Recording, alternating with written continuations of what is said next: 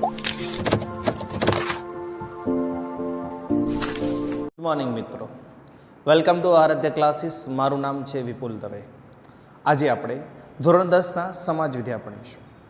આજનું આપણું એક ચેપ્ટર સાવ અલગ જ છે.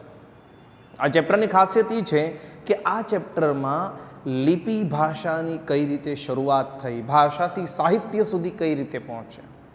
મિત્રો, આપણે જે ધોરણ 10નું સમાજ વિદ્યાનો ઇતિહાસ ભણીએ છીએ એમાં ધીમે ધીમે પહેલા ચેપ્ટરમાં આપણે આપણા વારસા વિશે ભણ્યા હતા. પછી જે પ્રાચીન પ્રજાઓ આવી, આ પ્રજાઓ કઈ કઈ કલાઓ કરી, મંદિરો, સ્તૂપો, મોહેંજો-દડો, હડપ્પા સંસ્કૃતિઓથી બધાથી આપણે અવગત થયા. ચેપ્ટર 4 આ જ બાબતોને આગળ વધારતું એક પ્રકરણ છે. તો ચાલો શરૂ કરીએ ચેપ્ટર 4. આનું નામ છે ભારતનો સાહિત્યિક વારસો. તમને બધાને વારસાની વ્યાખ્યા ખબર છે કે વારસો એટલે શું. આપણને આપણા પૂર્વજોએ આપેલા અમૂલ્ય ભેટને વારસો કહે છે. અને સાહિત્યનો મતલબ, એક સાહિત્યનો મતલબ થાય છે કંઈ લખાણવાળું, કંઈ પણ વસ્તુ જે બી લખાણવાળું. તો મને યાદ છે કે જ્યારે હું બોર્ડની એક્ઝામ દેવા ગયો હતો ને ત્યારે સ્ટુડન્ટો, ત્યારે આપણે પેપર દેવા જે પહેલું પેપર હોય બોર્ડનું, એક જાતનું બીક હોય, ડર હોય, શું હશે. પછી ત્યાં માઇક પર એનાઉન્સ થતું હતું કે કોઈ પણ પ્રકારનું બાળકો સાહિત્ય લાવ્યા હોય તો ક્લાસની બહાર મૂકજો. એટલે ઘડીક વાર તો હું આમ કન્ફ્યુઝ થયો કે હું તો ચોપડી નવનીત જ સમજતો, આ તો સાહિત્ય એટલે આપણા મગજમાં તો સાહિત્ય એટલે ગ્રંથો જ થતો હોય. ના, સાહિત્ય એટલે લખાણથી સર્વ કરેલું કોઈ પણ વસ્તુ. તો પહેલાંના જમાનામાં જ્યારે ભાષાની શોધ જ નહોતી થઈ ત્યારે લોકો વાતચીત કઈ રીતે કરતા હશે? કેવું લાગે નહીં? જ્યારે લોકો મૂંગા હશે, મૂંગા તો નહોતા પણ ભાષા જ નહોતી, એટલે વાતચીત કરવા માટે ઈશારાઓનો ઉપયોગ કરે અને પ્રતીકો અને ચિહ્નોનો ઉપયોગ કરે. આજના જમાનામાં નહીં લોકો એકબીજાને ઈશારા કરે.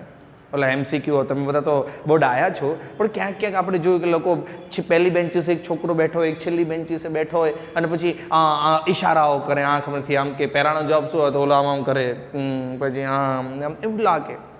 ઈશારાથી એકબીજાની વાતો પૂછે, કેટલે વાગે ને આમ બધું, કેટલું આમ બધું ઈશારામાં ચાલે. તો એમ પહેલાના જમાનામાં ઈશારાઓથી, પછી પ્રતીકોથી વાતચીત કરે. આજના જમાનામાં કોઈ મૂંગો માણસ પાણી તમારા ઘરે આવીને માગે તો એ શું કહે? તમે સમજી ગયા, તમે કોઈ દૂધ આપ્યું ને પાણી જ આપો છો. તો આ ઈશારાથી વાત થાય. પછી પ્રતીકો આવે ચિહ્નો દ્વારા. તમે એક પિક્ચર જોયું છે ધ મમી, જોયું છે ને? હા, બહુ સારું. અહીં ધ મમી પિક્ચરમાં ઇજિપ્તનો પિરામિડ દેખાડ્યો છે અને પિરામિડની દિવાલોમાં ચિત્રો દોરેલા છે અને પછી જે હિરોઈન હોય ને ચિત્રો જોઈને બોલે કે આવું આવું થયું હશે. મતલબ એ ચિત્રો દ્વારા. બહુ સિમ્પલી વાત છે. આજના જમાનામાં કોઈ છોકરો કોઈ છોકરીને ગુલાબ આપે, કશું જ બોલ્યા વગર ખાલી ગુલાબ આપે. હવે છોકરી જો હસીને લઈને જતી રહે તો બી છોકરો બધું સમજી જાય અને છોકરી જો લાફો મારે તોય છોકરો સમજી જાય. આને કહેવાય પ્રતીકો, ચિહ્નો દ્વારા વાતચીતો કરવી. તો પહેલાના જમાનામાં ધીમે પ્રતીકો અને ચિહ્નો દ્વારા વાતો થતી. પછી ધીમે ધીમે ધીમે ધીમે ધીમે ભાષાની અને લિપિની શરૂઆત થઈ. આ જ ભાષા અને લિપિના દ્વારા ભારતમાં ધીમે ધીમે દુનિયામાં સાહિત્યની શરૂઆત થઈ અને આવા બે પ્રકારના સાહિત્યો ભારતમાં લખાવવામાં આવ્યા. એક છે વૈદિક સાહિત્ય અને બીજું છે પ્રશિષ્ટ સાહિત્ય. હા, એના પછી લૌકિક સાહિત્ય પણ આવ્યું છે. લૌકિક સાહિત્ય કેવું છે? બોલે આપણે આપણી લોકબોલીથી આવ્યું, અહીંયા ચોકણ ગયો તો આપણું લૌકિક સાહિત્ય. ક્યાં ગયો તો એ સાહિત્ય છે, પણ પછી આપણે અલગ અલગ પ્રદેશોમાં ચમ, ચો આવું બધું બોલીએ છીએ તો એ આપણું લૌકિક સાહિત્ય છે. તો લૌકિક સાહિત્યની પણ શરૂઆત થઈ. તો ચાલો કઈ રીતે ભાષા બની અને એ સાહિત્યો કઈ રીતે આગળ વધ્યા આપણે એના વિશે સમજીએ. ચલો, સૌથી પહેલું છે ભાષા અને સાહિત્ય. ભારતના ઇતિહાસમાં જો નજર નાખવામાં આવે તો ઘણા બધી પેઢીઓ દર પેઢી આપણને એક ભાષા મળે છે જેણે ભારત પર બહુ ગાઢ અસર કરી છે અને એ ભાષાનું નામ છે સંસ્કૃત ભાષા. એવું કહેવામાં આવે છે કે આપણી સંસ્કૃત ભાષા એટલી વિશાળ હતી કે એણે જ આજની તમામ ભાષાઓનો ઉપયોગ કર્યો. આજના વર્તમાન સમયમાં મારા જો પૂજા પાઠ કરવા આવે, હોમ હવન કરવા આવે તો તમારે ત્યાં સંસ્કૃત ભાષા બોલે છે. ઘણા લોકો અમને પૂછે કે સંસ્કૃતની જગ્યાએ મારા જો ગુજરાતી મંત્ર બોલતા હોત તો, પણ હવે મંત્ર સંસ્કૃતમાં, કારણ કે દેવોની ભાષા છે, દેવનાગરી લિપિ છે. તો સંસ્કૃત ભાષા એ સૌથી જૂનામાં જૂની ભાષા છે. સામાન્ય રીતે લોકો, હડપ્પાના લોકો ભાષાને અભિવ્યક્ત કરવાની ઉત્તમ ભાષા છે ને એ તમને સમજવા માટેની ઉત્તમ તક પૂરી પાડે છે. સ્વાભાવિક છે. કોઈ માણસ મૂંગું બેઠું હોય તો આપણે શું કહેવાય, તારા મગજમાં જે ચાલતું હોય કંઈક બોલ, બોલીશ તો ખબર પડશે. કેમ? બોલ્યા વગર માણસની ભાષા સમજાતી નથી, એના વિચારો સમજાતા નથી. તો કોઈ પણના વિચારોને સમજવા માટે ભાષાની ખૂબ જરૂર પડે છે. હડપ્પા સમયની એક હડપ્પા લિપિ હતી, બહુ જૂની લિપિ છે દુનિયાની. આપણા ભારત માટે તો સૌથી જૂની હડપ્પા લિપિ. પણ આ લિપિ આપણને હજી વર્ણ ઉકલાયેલી કે લખેલી જો ચિત્રવાળી છે. હડપ્પા લિપિ આપણી પાસે છે, પણ હજી સુધી ઉકલાણી નથી કે એક્ઝેક્ટ હડપ્પા લિપિ શું કહેવા માંગે છે. ચલો, એ જ હડપ્પા લિપિથી ધીમે ધીમે આગળ વધતા સંસ્કૃત, અને સંસ્કૃતમાં સૌથી પહેલા સંસ્કૃતનું વ્યાકરણ લખવામાં આવ્યું, અને એ વ્યાકરણ લખનાર હતું મહર્ષિ પાણિની, મહાન ઋષિ મહર્ષિ પાણિનીએ સંસ્કૃત વ્યાકરણ લખ્યું હતું. અને આ ગ્રંથનું નામ એને અષ્ટાંગધ્યાય નામ આપ્યું હતું, અષ્ટાધ્યાયી નામ આપ્યું હતું. એને જ એ સમયના જે આર્યો હતા એ આ ભાષા બોલતા હતા, સંસ્કૃત. એટલા માટે એને આર્ય ભાષા પણ કહેવામાં આવે છે. કેટલાક લોકો વિદ્વાનો એ ભાષા એટલે વિદ્વાનોને કહેવાય છે. અને એવું કહેવાય છે કે અષ્ટાધ્યાય નામનો ગ્રંથ ઈસવીસન પૂર્વે 4th સદીમાં લખવામાં આવ્યો હતો. અને આ જ સંસ્કૃતની ભાષાને આજની કોમ્પ્યુટરની ભાષામાં સર્વસુકૃત છે. મતલબ એક અનુમાન એવું કહેવાય છે કે કોમ્પ્યુટર જે બન્યું છે, દુનિયાનું પહેલું કોમ્પ્યુટર બન્યું હતું, એની અંદર આલ્ફાબેટ ઇત્યાદિ જે બી મૂક્યું છે એ ભાષા સંસ્કૃત પરથી લેવામાં આવી હતી. તો ચાલો આજે હવે આપણે આપણું ભાષા શરૂ કરીએ. આપણે 2 પ્રકારનું સાહિત્ય ભણીશું, પ્રાચીન સાહિત્ય અને મધ્યકાલીન સાહિત્ય. એમાં આપણો પહેલો સવાલ છે પ્રાચીન ભારતનું સાહિત્ય. જોઈ લેજો મિત્રો, પ્રાચીન ભારતનું સાહિત્ય સૌથી પહેલા વેદથી શરૂ થાય છે. વેદ એટલે શું? તો વેદ એટલે જાણવું, વેદ એટલે જ્ઞાન, એવું થાય. અને વેદના 4 પ્રકાર હતા: ઋગ્વેદ, યજુર્વેદ, સામવેદ અને અથર્વવેદ. મિત્રો યાદ રાખજો, આ જ ક્રમમાં તમારે બોલવાનું છે: ઋગ્વેદ, યજુર્વેદ, સામવેદ અને અથર્વવેદ. ચલો, સૌથી પહેલા ઋગ્વેદ આવે છે. તો ઋગ્વેદમાં 1028 ઋચાઓનો સમાવેશ થાય છે. ઋગ્વેદને 10 ભાગોમાં વહેંચવામાં આવ્યું છે. આની અંદર સૌથી મોટા દેવોને લગતી સ્તુતિઓનું સંબોધન કરવામાં આવ્યું છે. આમાં એક સ્તુતિ છે ઉષાને, પ્રભાતની, સવારની સ્તુતિ, અને અદ્ભુત સ્તુતિ કરવામાં આવી છે.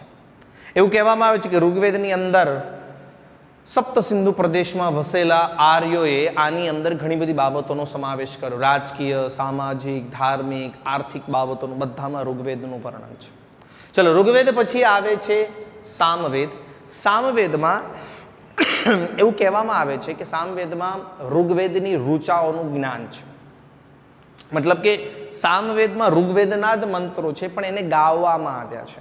અને એટલા જ માટે આપણે ભણ્યા હતા કે ઋગ્વેદને સંગીતની ગંગોત્રી કહે છે, કારણ કે દુનિયાને જે સંગીત આપ્યું છે એની શરૂઆત સામવેદમાંથી થઈ છે. એટલે સામવેદને સંગીતની ગંગોત્રી કહે છે. ચલો, એના પછી આવે છે યજુર્વેદ. યજુર્વેદમાં યજન કરવાનું કીધું છે, અને યજનનો મતલબ યજ્ઞ થાય છે. આમાં યજ્ઞ કરવામાં છે. આમાં વેદનું ગદ્ય અને પદ્ય એટલે કાવ્ય અને પાઠના સ્વરૂપમાં વેદ આપેલું છે.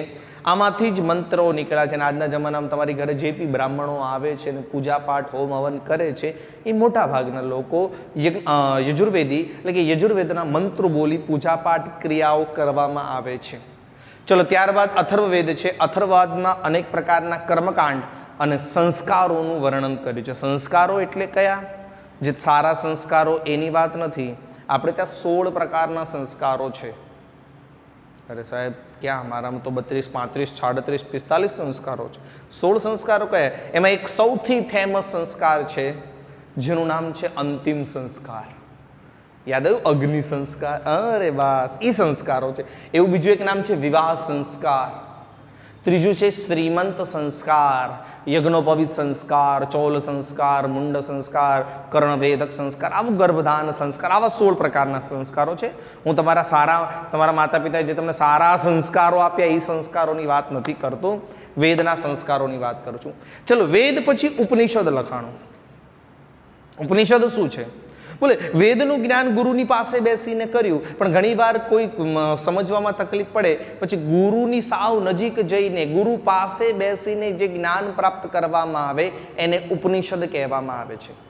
मतलब કે શિષ્ય સવાલ પૂછે, ગુરુ જવાબ આપે, પછી ફરી પાછો શિષ્ય સવાલ પૂછે, આમ સવાલ જવાબના સંવાદથી જે ગ્રંથ બન્યો એનું નામ છે ઉપનિષદ. ઉપ એટલે નજીક અને નિષદ એટલે બેસવું. ગુરુની પાસે બેસીને જે જ્ઞાન પ્રાપ્ત કરવામાં આવે એને ઉપનિષદ કહે છે. આની અંદર બ્રહ્માંડનો આરંભ, જીવન, મૃત્યુ, ભૌતિક, આધ્યાત્મિક જગતનું જ્ઞાન, દાર્શનિક, સાહિત્ય, વિવેચનો બધું ઉપનિષદમાં આવ્યું છે. સારામાં સારું ઉપનિષદ છે બૃહદારણ્ય, છાંદોદય. આવા સારા સારા ઉપનિષદ છે. એવું કહેવામાં આવે છે કે ઉપનિષદોની સંખ્યા 108 હતી એવું કહેવામાં આવે છે. ચલો, ત્યારબાદ આવે છે બ્રાહ્મણ ગ્રંથો. વેદોના મંત્રો બ્રાહ્મણોએ સમજાવ્યા, પણ ઘણા બ્રાહ્મણો એટલા વિદ્વાન હતા કે એ મંત્રોને પોતાની અલગ જ શૈલીમાં એણે સમજાવ્યા. અલગ અલગ વેદોના મંત્રો લઈ એને અલગ અલગ સમજાવ્યા અને એનો એક ગ્રંથ બનાવ્યો. પણ આ ગ્રંથ બ્રાહ્મણે બનાવ્યો હતો એટલા માટે ગ્રંથનું નામ પડી ગયું બ્રાહ્મણ ગ્રંથ. આવા ઘણા બધા ગ્રંથો આવ્યા. ચલો, ત્યારબાદ આરણ્યકો આવ્યા. જો યાદ રાખજો, પહેલા વેદ આવ્યું, વેદ પછી ઉપનિષદ આવ્યા, ઉપનિષદ પછી બ્રાહ્મણ ગ્રંથો આવ્યા અને પછી આરણ્યકો આવ્યા. આરણ્યક શબ્દ અરણ્યને મળી આવે છે અને અરણ્યનો મતલબ જંગલ થાય છે. તો સિદ્ધ પુરુષો, સિદ્ધ સંતો, સિદ્ધ ઋષિઓ બધું ત્યાગ કરીને જંગલમાં જતા રહ્યા હતા અને ભગવાનને પામવાનો પ્રયાસ કરતા હતા.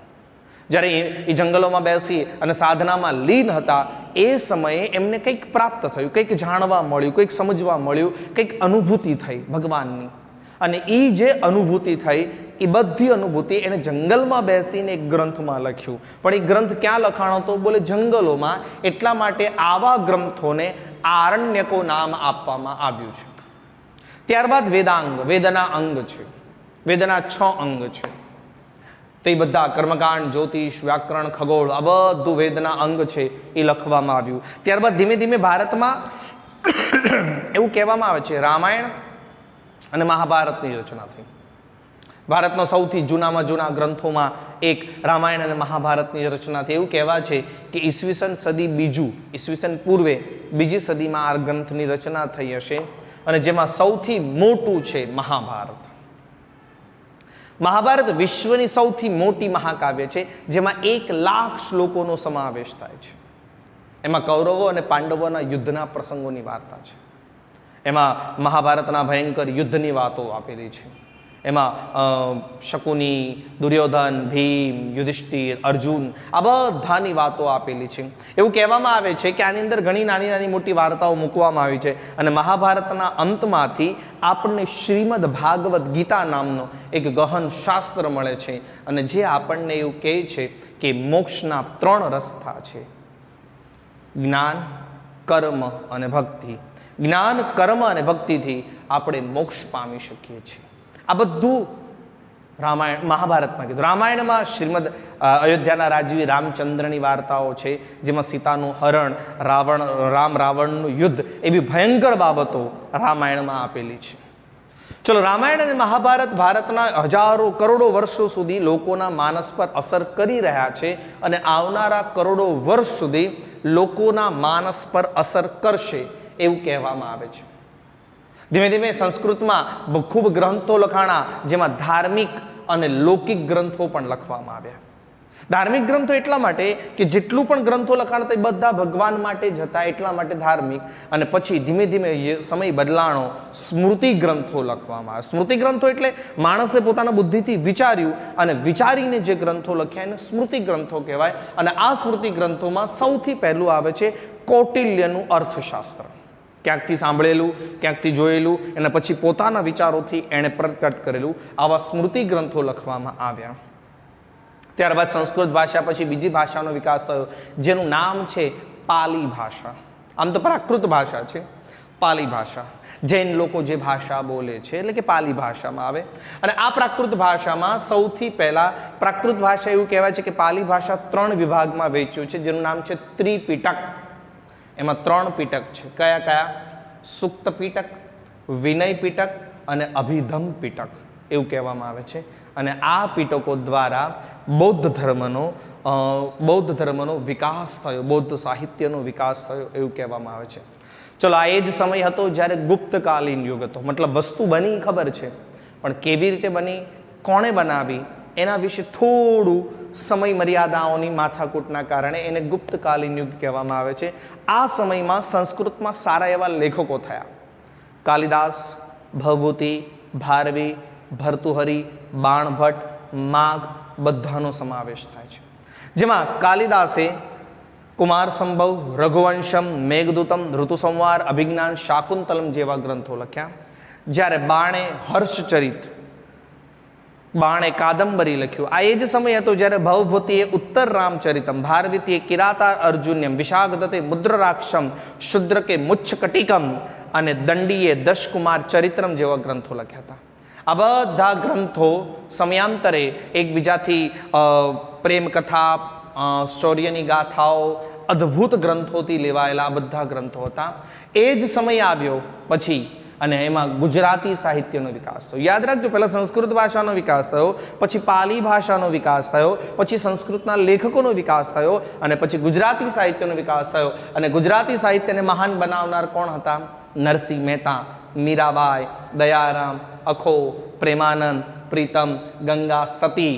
આ સિવાય નર્મદ, નવલરામ, કિશોરલાલ મશરૂમવાલા, પન્નાલાલ પટેલ, ઉમાશંકર જોશી, મહિપતરામ, રૂપરામ, નીલકંઠ, ગોવર્ધનરામ ત્રિપાઠી, આ બધા લોકોએ ગીતો, ગરબી, છપ્પા, કાવ્ય, આખ્યાન લખી અને ગુજરાતી સાહિત્યને સમૃદ્ધ બનાવ્યું હતું. ચલો, ત્યારબાદ તમિલ ભાષાનો વિકાસ થયો.